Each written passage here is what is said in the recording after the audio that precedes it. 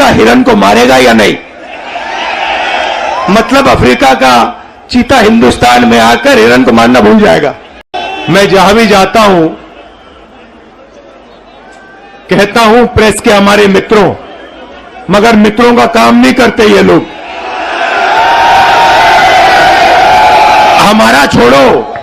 हमारा छोड़ो जनता के मित्रों का काम नहीं करते ये।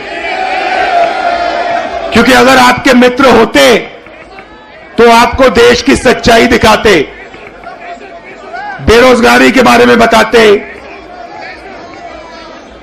महंगाई के बारे में बताते, मगर नहीं, ये तो आपको चीता के बारे में बताते हैं। देखो देखो, अफ्रीका से 4 चीता आए हैं, देखो जंगल में घूम रहे हैं। देखो, ये भी सवाल पूछा कि क्या चीता हिरन को मारेगा या नहीं? मतलब अफ्रीका का चीता हिंदुस्तान में आकर हिरन को मारना भूल जाएगा।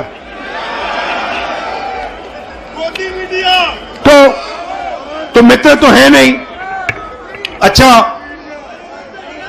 मीडिया बात नहीं उठाती जनता की, तो हमने सोचा पार्लियामेंट में भाषण करो। डिमोनेटाइजेशन, नोटबंदी के बारे में भाषण करने की कोशिश की, गलत जीएसटी के बारे में बोलने की कोशिश की। जो हम जमीन अधिग्रहण कानून लाए थे, जब नरेंद्र मोदी जी ने उसको रद्द करने की कोशिश की, हमने पार्लियामेंट हाउस में बोलने की कोशिश की, वहां पे माइक ऑफ कर देते हैं। देखो ऐसे माइक ऑफ, जो बोलना बोलो। हेलो, नमस्कार, कैसे हो? तो एक तरफ मीडिया बात नहीं उठाती, दूसरे तरफ माइक ऑफ कर देते हैं। तो हमने सोचा चलो जनता के साथ कन्याकुमारी से कश्मीर चलकर जनता से बातचीत करें, जनता की आवाज सुने और जनता के दिल में जो है वो रखें। 3000 किलोमीटर हो गए, कन्याकुमारी से शुरू किया। कम नहीं होता भाइयों और बहनों, आप ये मत सोचो कि 3000 किलोमीटर कम होता है, कम नहीं होता है। 110 दिन हो गए, मगर अजीब सी बात है, थकान नहीं है। आप देखिए, मेरा चेहरा देखिए, कोई थकान नहीं है। लोग पूछे टी शर्ट में कैसे चल रहे हो? ना थकान है ना ठंड लग रही है मुझे। अब मैं क्या बोलूं?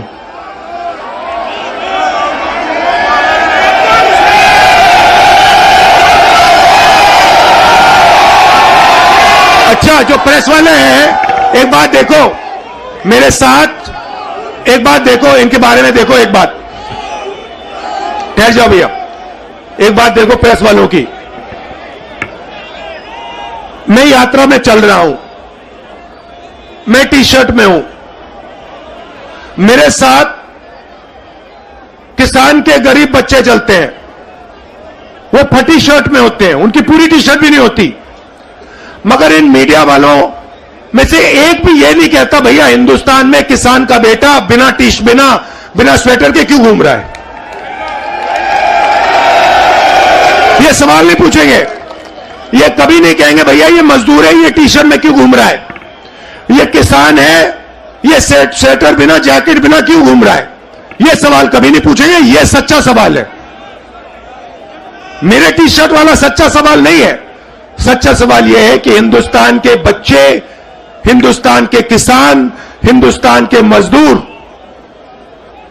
टी शर्ट में सर्दी में क्यों घूम रहे हैं, यह सवाल है। मगर यह कभी नहीं पूछेंगे, क्योंकि भाइयों और बहनों ये आपके नहीं है।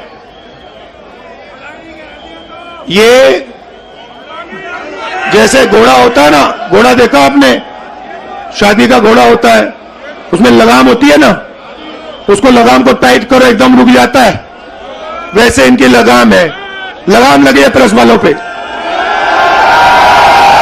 जैसे ये दौड़ने की कोशिश करते हैं, जैसे दौड़ने की कोशिश करते हैं, वो लगाम खींचते बस रुक जाते हैं एकदम।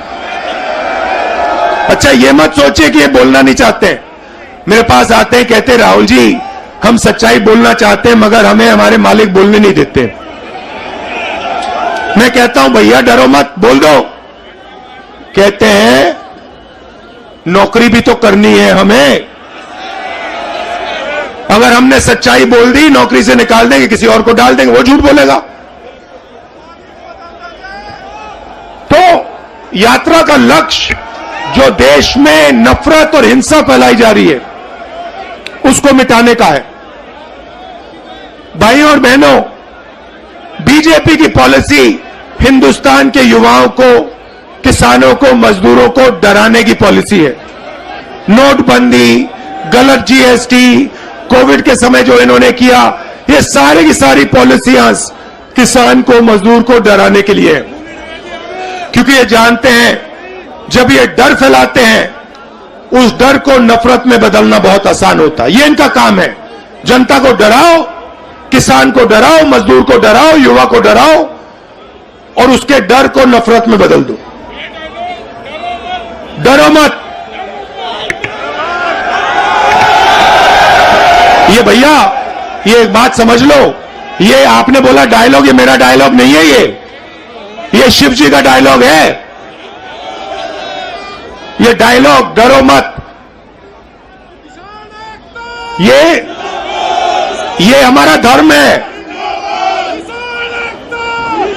अब देखिए,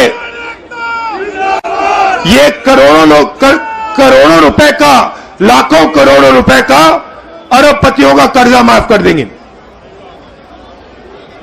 लाखों करोड़ रुपए 1 मिनट में माफ कर देंगे। और किसान भूखा मर जाए उसका कर्जा ये माफ नहीं कर सकते, कभी नहीं कर सकते।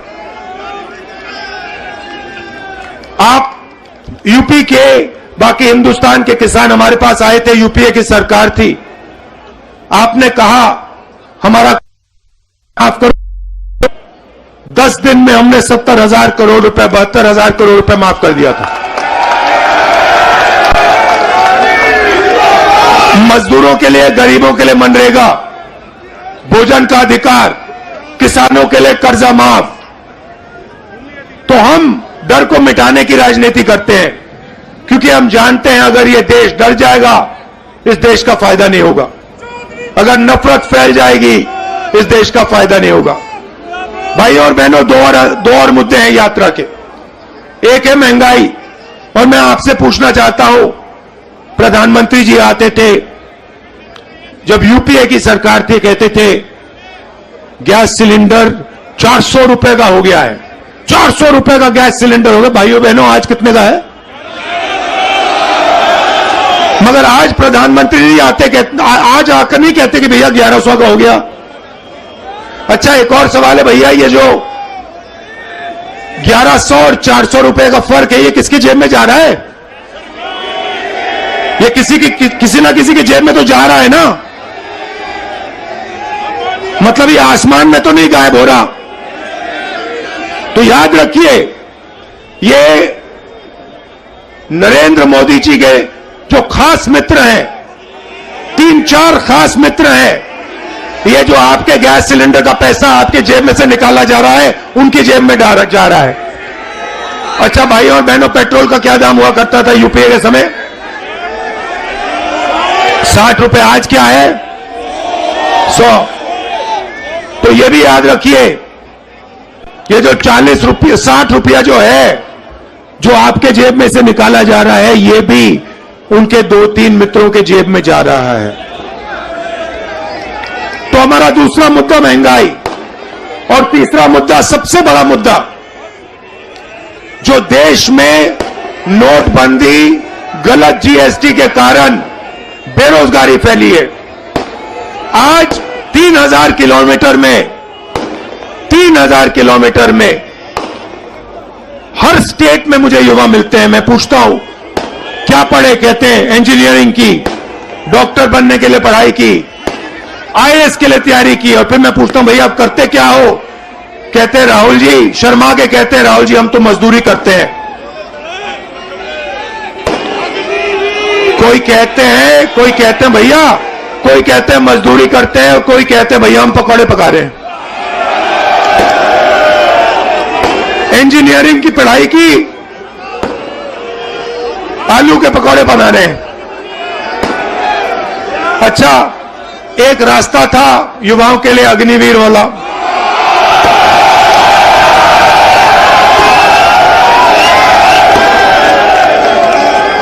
उसमें क्या था? सुबह युवा उठते थे, 4 बजे उठते थे, दौड़ते थे। यूपी में आपको हर सड़क पे दिखेंगे, देश की रक्षा करने के लिए दौड़ते थे। और सपना था एक दिन बॉर्डर पे जाके देश की रक्षा करेंगे, तिरंगे की रक्षा करेंगे, सपना था।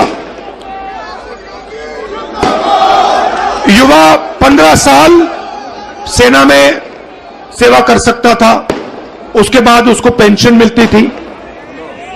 नरेंद्र मोदी जी ने कहा नहीं भाई, ये 15 साल वाली बात छोड़ो, पेंशन वाली बात छोड़ो, ऐसे करते हैं 6 महीने ट्रेनिंग करो, बंदूक पकड़ो, 4 साल रहो, फिर जूता मार के बाहर निकाल देंगे और उसके बाद बेरोजगार हो जाओ। नया हिंदुस्तान। और जब युवाओं ने कहा कि हमें यह अच्छा नहीं लगा, और जब युवा सड़क पे उतरे, नरेंद्र मोदी ने क्या कहा? नरेंद्र मोदी जी ने क्या किया? उन्होंने उनसे कहा कि अगर तुम्हारी फोटो ले ली गई सड़क पे तो तुम्हें सरकारी नौकरी नहीं मिलेगी।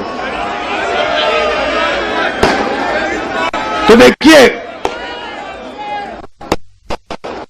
दूसरा का रास्ता